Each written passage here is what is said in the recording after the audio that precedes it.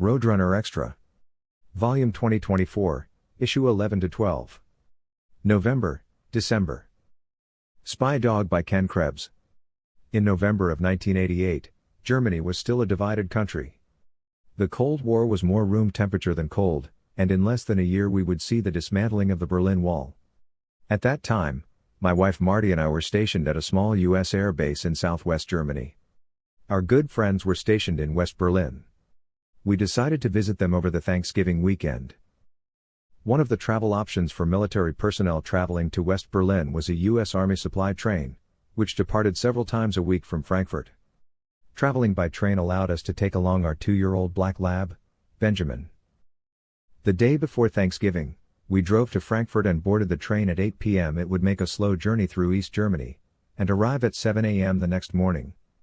After a light snack and some reading, I set off for our cozy sleeping berth. Marty wanted to check on Benjamin, so she headed to the baggage car where an army sergeant was on duty. Benjamin was in a built-in cage used to transport animals, but being the only 4-legged passenger this trip, the sergeant let him out so he could get some playtime while they talked.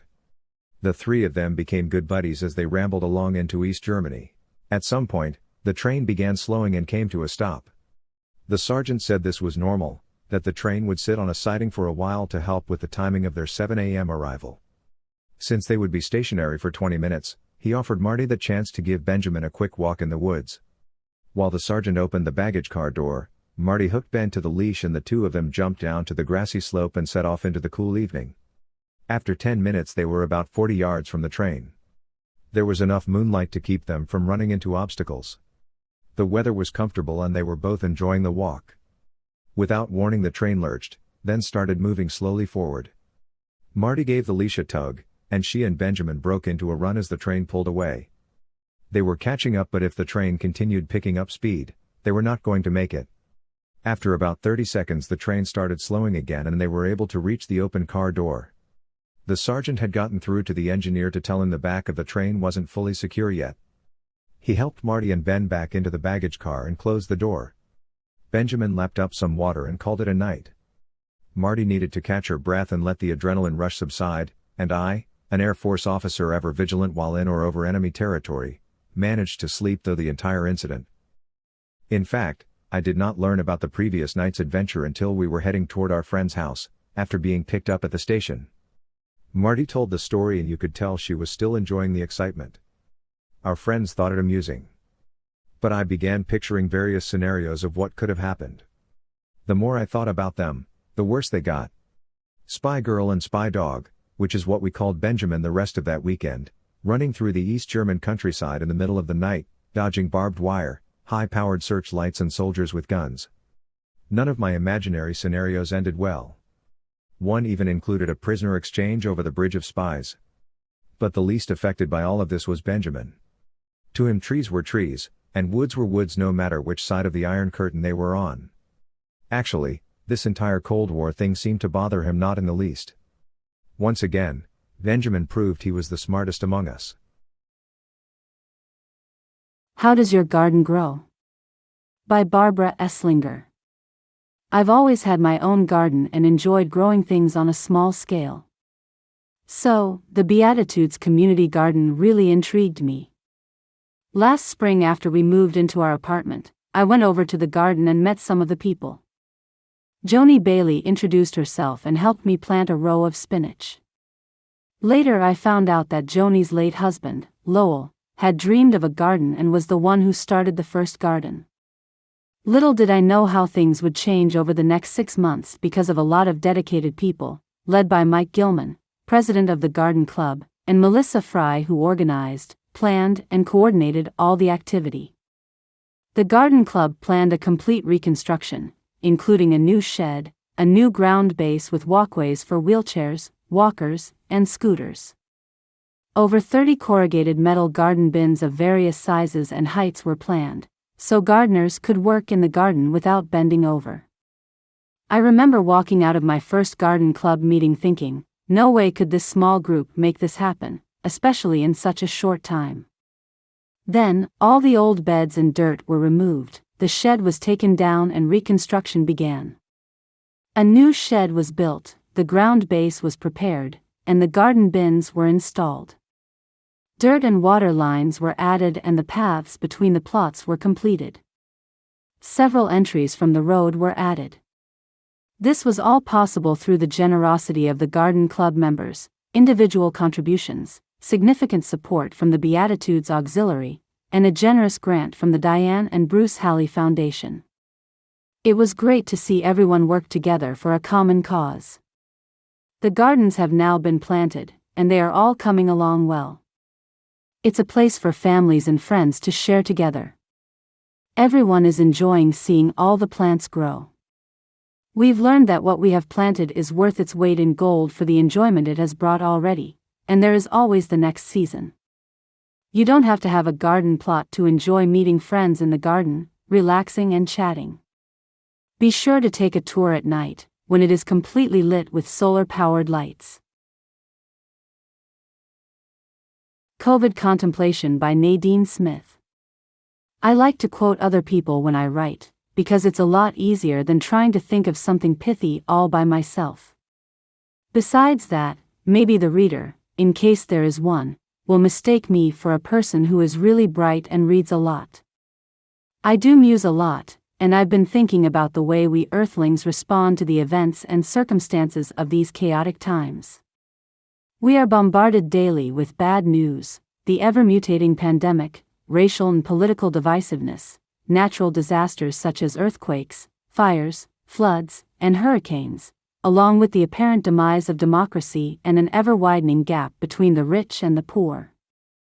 In musing about all this, I recalled a poem from my childhood called Way High Woe, in a little book named Porridge Poetry, written and beautifully illustrated by Hugh Lofting. I still have the tattered and torn little book, copyright 1924. The poem was about a Chinese sage from long ago, who liked to look out his window at the mad rush of his fellow citizens, and just sit and hum a tune. Here are a few lines from Way High Woe.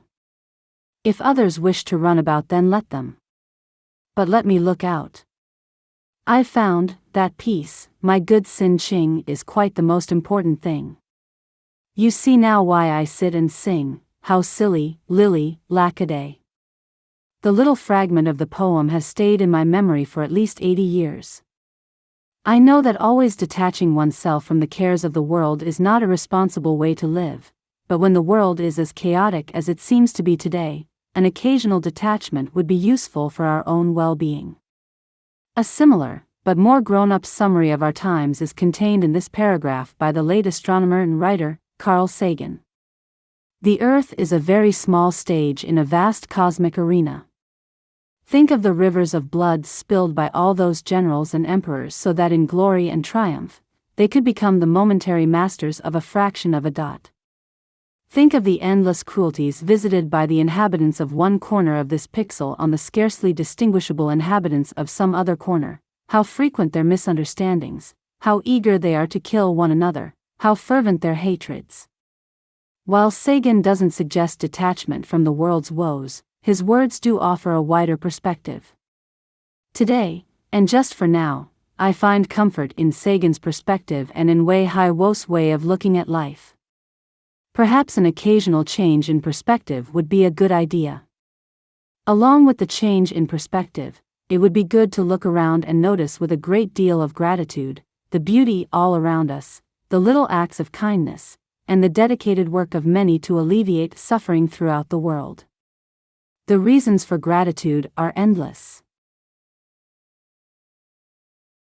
Submit your story.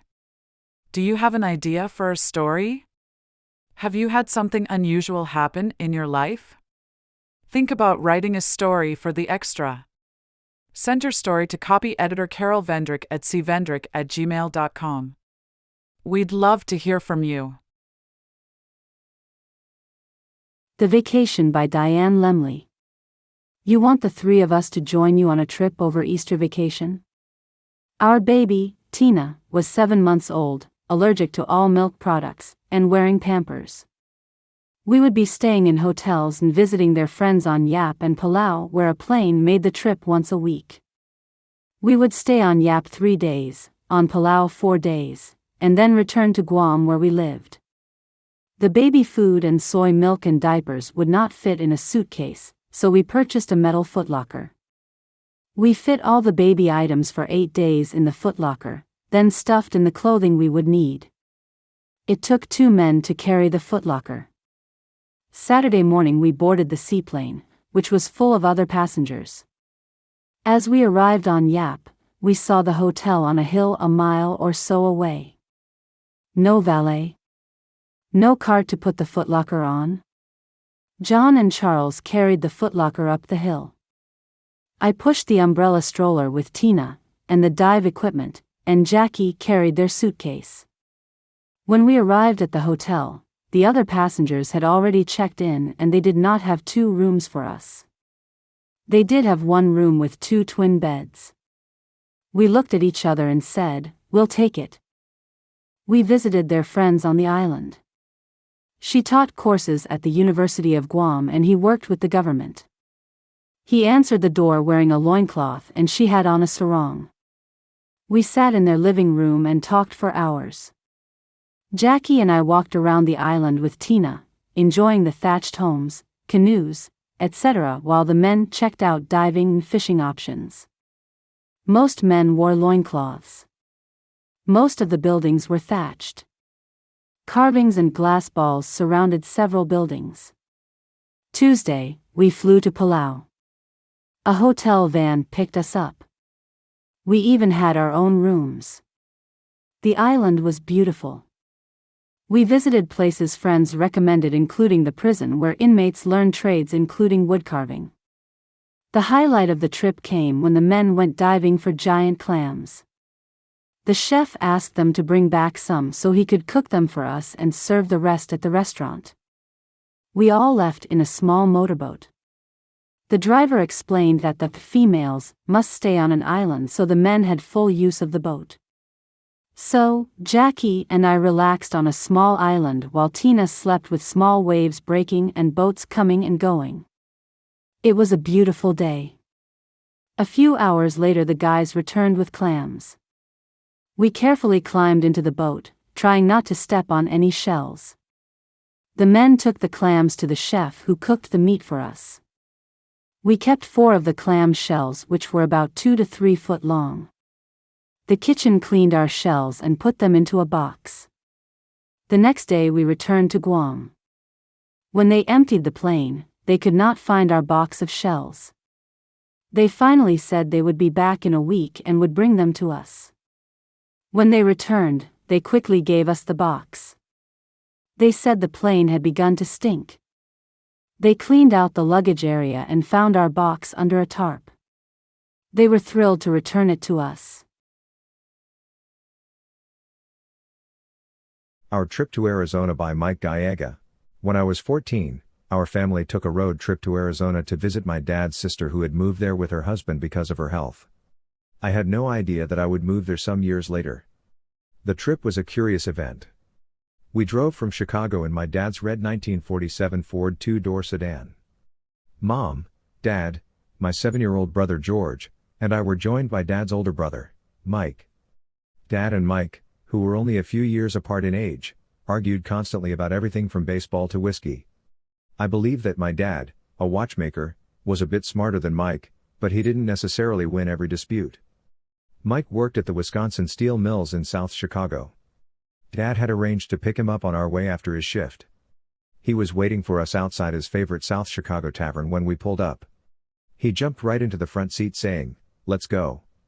My dad said, "Where's your luggage?" Mike said, "I don't need no luggage, Jack."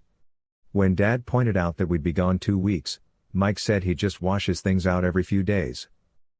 We made the trip in winter, and to avoid bad weather through the usual route, across Missouri, Oklahoma, the Texas Panhandle and northern New Mexico, we drove the southern route that took us through downstate Illinois, across Arkansas, and across the broad, wide open do they ever end desolate spaces of Texas and New Mexico. Almost all of our travel was on 2-lane highways, there being no interstates or freeways then. The 2,200-mile trip took 2 days of almost steady driving. I didn't think of it then, but now I shudder at the thought of us out there in the boonies in the dark, trusting our safety to a used car on World War II tires, a dad who had absolutely no knowledge of how a car operated, and a flamboyant uncle who knew that he knew everything.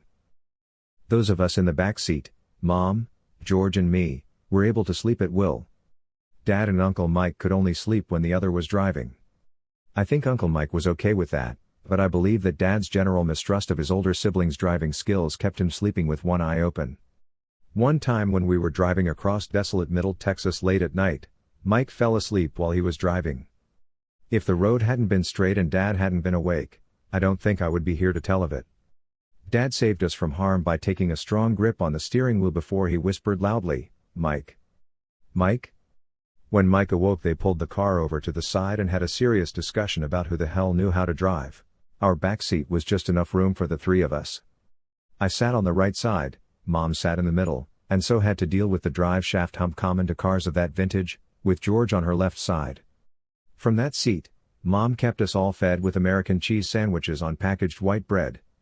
We mostly drank coffee, which we had refilled at the diners we stopped at for breakfast, our main meal. During our nighttime travel through Texas, I sat in front with my dad while Mike slept in the back seat. I do recall watching for jackrabbits at the side of the road as we sped by. Once in a while one would dart in front of the car. I guess they were playing chicken. Now and then we heard a telltale thud under the car. We arrived in Carlsbad, New Mexico, in the morning, where we stopped for a sightseeing time to look at the amazing caverns. The stalactites, hanging down from the ceiling, and stalagmites, reaching up from the ground, and the bats that hung from the ceilings upside down as they rested were thrilling.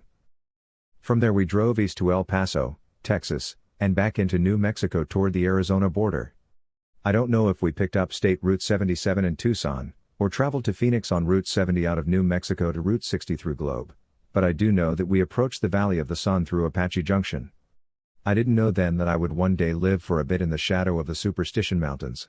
In Mesa we stopped at a makeshift small zoo run by an old man with a scraggly beard. He had a variety of homemade cages housing denizens of the local desert and some that were not. In one large cage there were two rhesus-type monkeys. They were sitting side by side next to the heavy wiring that protected humans from them and vice versa.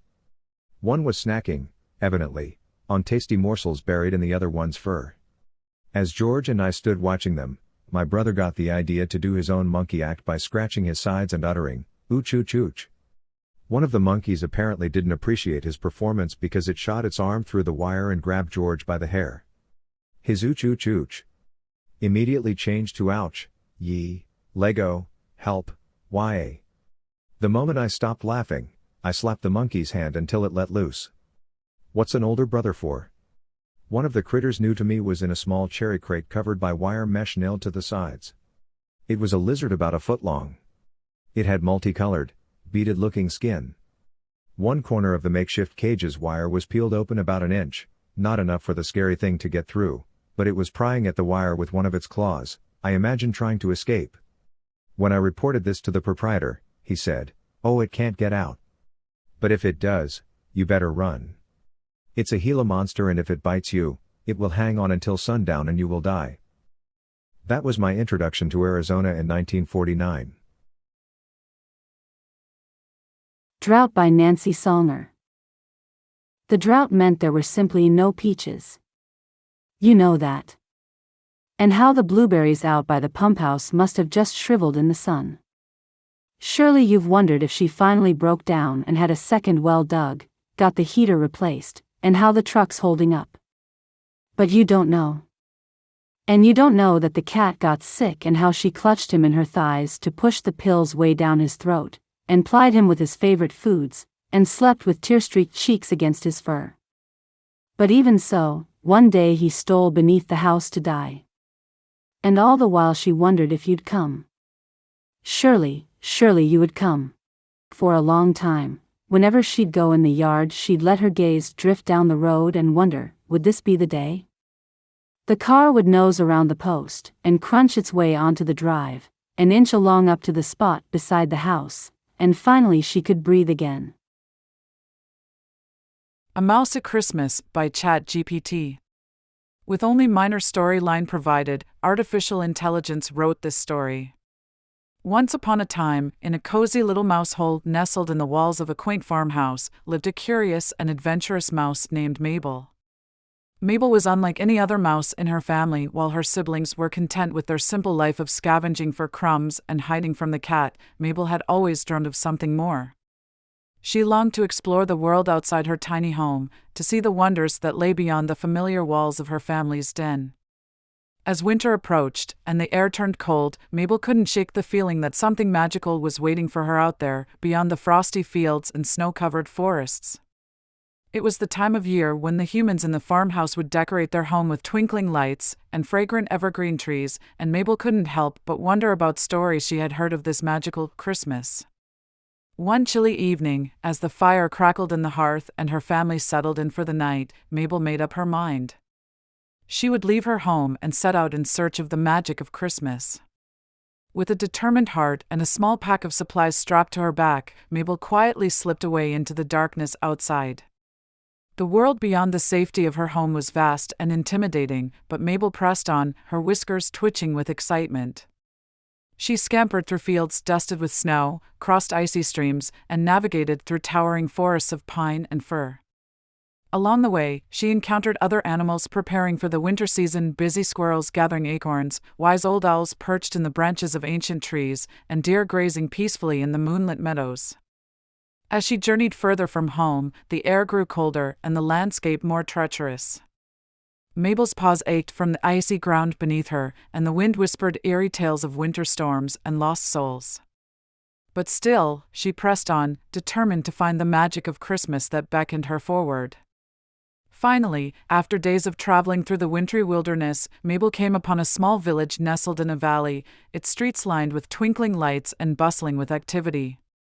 The aroma of roasting chestnuts and freshly baked cookies filled the air, and the sound of laughter and music floated through the frosty night.